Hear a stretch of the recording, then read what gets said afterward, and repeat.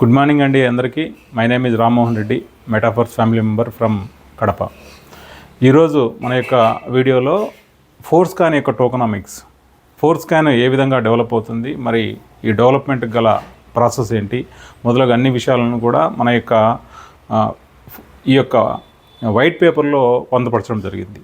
So ఈ యొక్క different crypto projects, investors కావచ్చు, రియల్ టైమ్ యూజర్స్ ఏదైనా ఒక ప్రాజెక్టు యొక్క టోకనామిక్స్ని గమనిస్తారండి. ఆ ప్రాజెక్టు భవిష్యత్తులో ఏ విధంగా పెర్ఫామ్ చేయబోతుంది, మరి అది ఎలా దాని యొక్క గ్రోత్, దాని యొక్క వాల్యూని పెంచుకోగలుగుతుంది, వాల్యూని అనేది ఈ యొక్క టోకనామిక్స్ని బట్టి ఆధారపడి ఉంటుంది.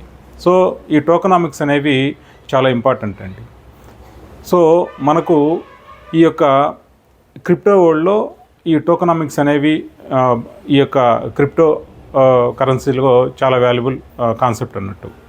సో ముందుగా నేను చెప్పే ప్రయత్నం ఏంటంటే, ఈ క్రిప్టో ప్రపంచంలో ఉన్న ఈ యొక్క టర్మ్స్ కానీ ఈ నాలెడ్జ్ తెలుసుకోవడం చాలా అనంతమైన సబ్జెక్ట్ అండి. ఇది చాలా వ్యాస్ట్ సబ్జెక్టు, చాలా లెంగ్తీ ఉంటుంది. కాబట్టి నేను జస్ట్ బేసిక్స్ని నేర్చుకొని ఉన్నాను.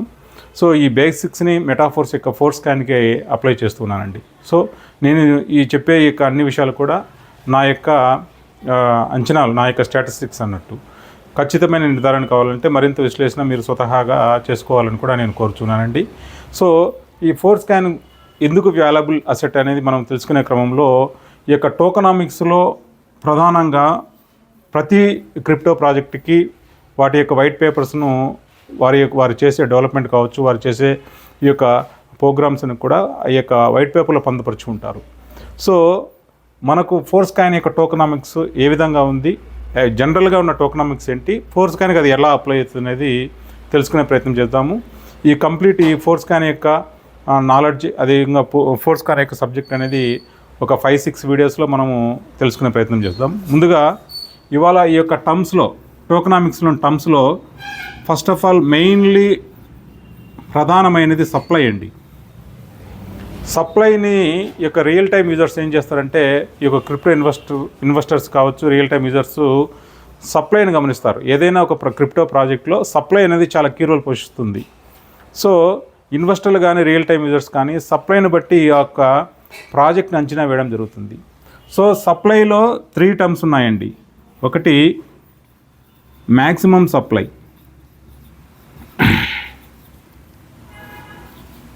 బి వచ్చి టోటల్ సప్లై, సి వచ్చేసి సర్క్యులేటింగ్ సప్లై,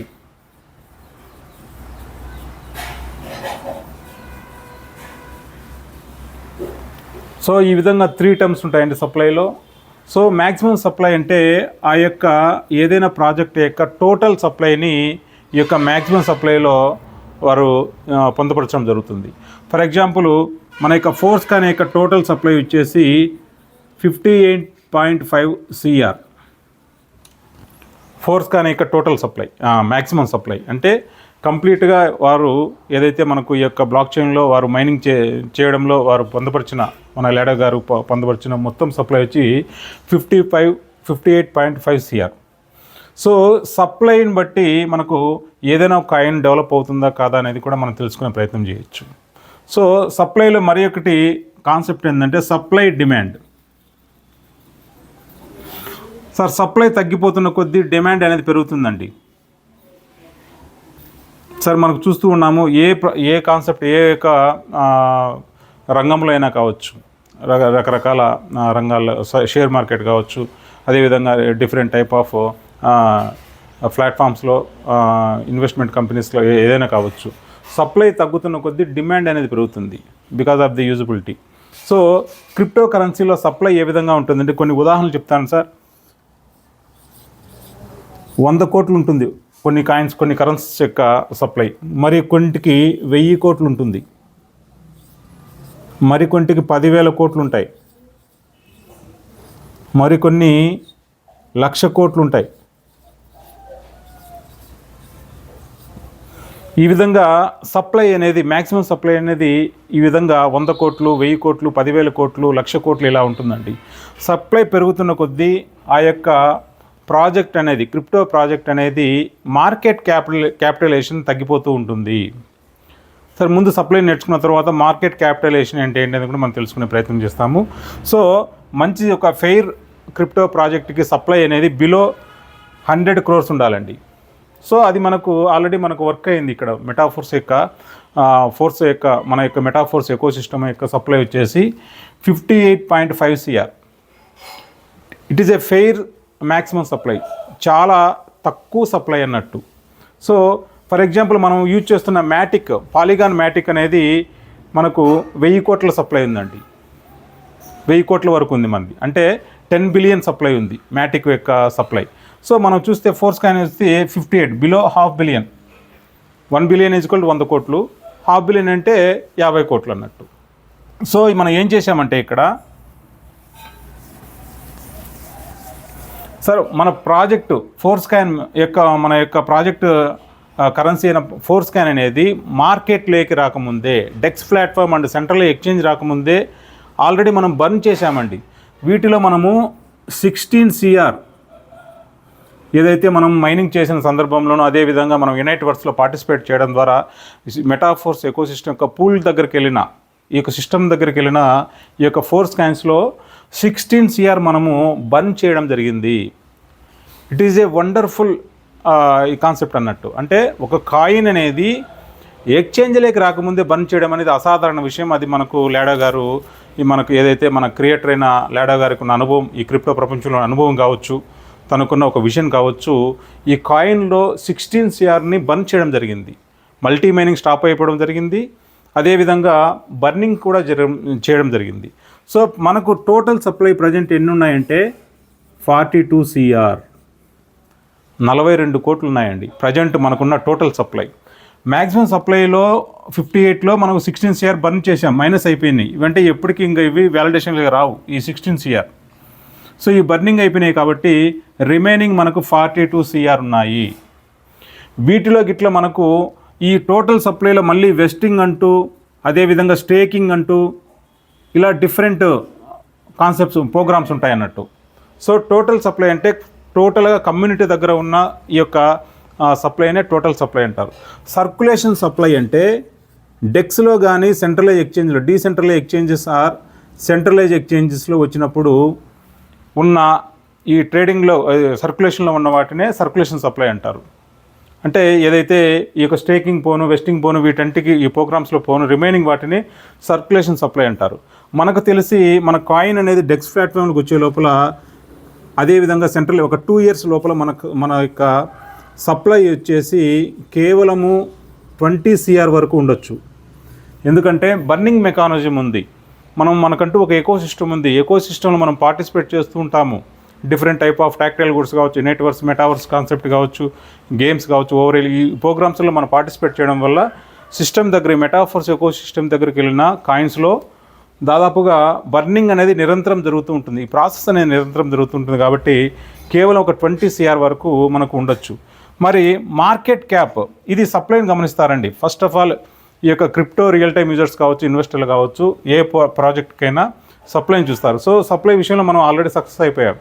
58 ఉన్నాయి, 42 టోటల్ సప్లై ఉంది. రిమైనింగ్ వీటిలో గిట్లా మనకు ఒక ఎక్స్పెక్టేషన్ ఏంటంటే సర్క్యులేషన్ సప్లై కేవలం 20 CR వరకు ఉండొచ్చు అనేది ఒక అంచనా మాత్రమే. అంటే తక్కువ సర్క్యులేషన్ గల వన్ ఆఫ్ ది బెస్ట్ కాయిన్గా మన యొక్క ఫోర్స్గా నిలవబోతూ ఉంది. సో ఇది మనకు డెవలప్మెంట్కు ఒక ప్రధానమైన ఫ్యాక్టర్ అండి. సరే, మరి మార్కెట్ క్యాప్ అంటే ఏంటి అంటే, ఏదైనా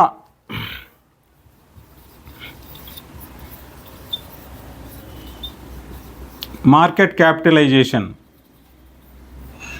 అంటే మార్కెట్లో తన యొక్క విలువనే, క్రిప్టో మార్కెట్లో ఆ యొక్క ప్రాజెక్ట్ యొక్క విలువనే మార్కెట్ క్యాప్ అని అంటాం. టోటల్ క్రిప్టో మార్కెట్ యొక్క మార్కెట్ క్యాపు $2.77 trillion అండి. మొత్తం క్రిప్టో ప్రపంచం, క్రిప్టో వరల్డ్ యొక్క మొత్తం క్యాపిటలైజేషన్ అంటే దాదాపుగా 1 trillion అంటే 1,00,000 కోట్లు, అంటే 2,77,000 కోట్ల డాలర్లు అన్నట్టు మొత్తం ఈ యొక్క మార్కెట్, క్రిప్టో మార్కెట్ యొక్క క్యాపిటలైజేషన్. మరి ఫోర్స్కాయిన్ యొక్క క్యాపిటలైజేషన్ ఎలా చూస్తామంటే, క్యాపిటలైజేషన్ అనేది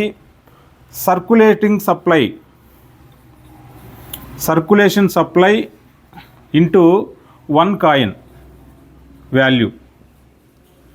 సో ఈ విధంగా మనము గణిస్తే మనము మల్టిప్లై చేస్తే సో మార్కెట్ క్యాపిటలైజేషన్ అంటే టోటల్ ఆ క్రిప్టో ప్రాజెక్ట్లో ఉన్న ఈ యొక్క circulating supply into 1 coin price మనం మల్టిప్లై చేస్తే మార్కెట్ క్యాపిటలైజేషన్ వస్తుందండి. సో మార్కెట్ క్యాపిటలైజేషన్ తెలుసుకునే ముందర మనకు ఫుల్లీ డైల్యూటెడ్ మార్కెట్ క్యాప్ను తెలుసుకోవాలి. Market cap total supply into 1 coin price. So మనకు ఫోర్స్ కాయిన్లో ఈ ఫుల్లీ డైల్యూటెడ్ మార్కెట్ క్యాప్ అంటే మొత్తం ఉన్న సప్లై 42 crores ఉందండి. ఫోర్స్ యొక్క మెటాఫోర్స్ యొక్క ఫోర్స్ యొక్క సప్లై, ఈ total supply into 2.1 force coin is equal to 2.77 DAI. So ఈ విధంగా మనం మల్టిప్లై చేస్తే దాదాపుగా 1 బిలియన్ అబోవ్ వస్తుందండి మార్కెట్ క్యాపిటలైజేషన్. అంటే 100 కోట్లు పైబడి మన యొక్క మెటాఫోర్స్ యొక్క కాయిన్ యొక్క స్ట్రెంగ్త్, బలము. అంటే ఇంత క్యాపిటలైజేషన్, ఇంత మార్కెట్లో దీని విలువ ఇంత ఉంది. ఒకవేళ ఇది ఫుల్లీ డైల్యూటెడ్ మార్కెట్ క్యాప్ అండి. మరి మార్కెట్ క్యాప్ సర్క్యులేషన్ అంటే కాయిన్ డెక్స్లో కానీ సెంట్రల్ ఎక్స్చేంజ్లో వచ్చినప్పుడు ఆ యొక్క circulation into 1 coin price. For example మన కాయిన్ యొక్క సర్క్యులేషన్ ఎంత ఉండొచ్చు అంటే ఒక 2 years తర్వాత బిలో 20 CR ఉంటాయి. సో ఈ 20 CR ఒక్కొక్క ఫోర్స్ కాయిన్ వాల్యూ ఒక $5 కానీ $6 మనకు మన యొక్క ఎక్స్పెక్టేషన్ ఏంటంటే మన కాయిన్ యొక్క డెక్స్ ప్లాట్ఫామ్లో వచ్చే లోపల మనకు దాదాపుగా 5 DAI నుంచి 10 DAI వరకు రీచ్ అవుతుందని ఒక అంచనా ఉంది. లేదు మనం 5 DAIనే అనుకుందాం. మన యొక్క కాయిన్ డెక్స్ ప్లాట్ఫామ్లో లిస్ట్ అయినప్పుడు $5 అనుకుంటే అప్పుడు ఏమవుతుంది, 1 బిలియన్ అవుతుంది. అంటే 100 కోట్లు, 100 కోట్ల డాలర్ల మార్కెట్ క్యాప్. అంటే ఇది ఇండియన్ రూపీస్లో మార్చినప్పుడు దాదాపుగా 9,000 కోట్ల వరకు మన యొక్క మెటాఫోర్స్ యొక్క కాయిన్ యొక్క ఫైనాన్షియల్ స్ట్రెంగ్త్, అంటే దాని యొక్క ఫోర్స్ కాయిన్ యొక్క బలం అన్నట్టు. సో రియల్ టైమ్ యూజర్స్ కావచ్చు, అదేవిధంగా ఇన్వెస్టర్లు మార్కెట్ క్యాప్ను ఫస్ట్ అబ్జర్వ్ చేస్తారన్నట్టు. ఏదైనా ఒక కాయిన్లో ఇన్వెస్ట్ చేయాలన్నా, కాయిన్ హోల్డింగ్ చేయాలన్నా కూడా దాని యొక్క సప్లైని గమనిస్తారు. టోటల్ సప్లై, సర్క్యులేషన్ సప్లైని అబ్జర్వ్ చేస్తారు. At the same time market cap, మార్కెట్లో ఎంత దాని విలువ ఉంది, ఆ యొక్క ప్రాజెక్ట్ యొక్క విలువ ఎంత అనేది అంచనా వేయడం జరుగుతుంది. ఈ విధంగా వర్క్ అవుతుంది అన్నట్టు. సో నెక్స్ట్ వీడియోలో మనము డిస్ట్రిబ్యూషన్ ఏ విధంగా ఒక ప్రాజెక్ట్ను ప్రభావితం చేస్తుంది, ఆ యొక్క ప్రాజెక్టు డెవలప్ అవుతుంది అనేది మనము అంచనా వేయడం జరుగుతుంది. డిస్ట్రిబ్యూషన్ గురించి నెక్స్ట్ వీడియో మనము తెలుసుకుంటాము. అందరికీ సెలవండి. నమస్తే.